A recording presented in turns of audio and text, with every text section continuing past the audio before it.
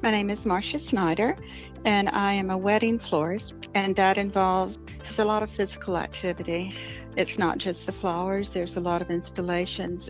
I needed the complete knee operation. We'd had a very big year this past year, and I knew that I needed to, if I wanted to continue, it had to be done. I had confidence in Dr. Hake, and he had said that it could possibly be outpatient surgery. Go to task and leave on the same day. The surgery centers across the United States have really exploded over the last 10 to 15 years.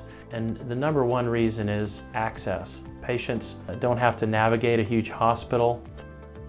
I have a team at TOSC that I work with, and so they know the procedures that I do and the techniques that I use, and so it really makes for a well-oiled machine. The professionalism and confidence I felt in the team when we checked in, they were very hands-on. They told me they were going to have me on my feet and walking out, and I thought, 3 hours after surgery, you're going to have me walk out of here. That's hard to believe, but that is what I did. I mean, with a walker.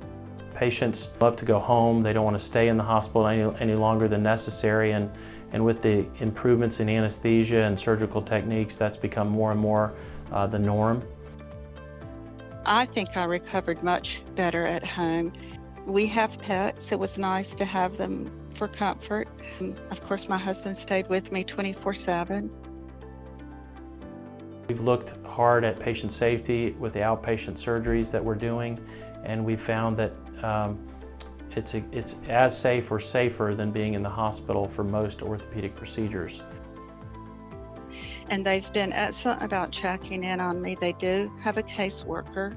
It was easy to ask questions about, is this normal? Should that be happening? If you are a candidate for outpatient surgery, I cannot think of anything against it because they're supportive and they're there for you if you have a problem. You can go right back in.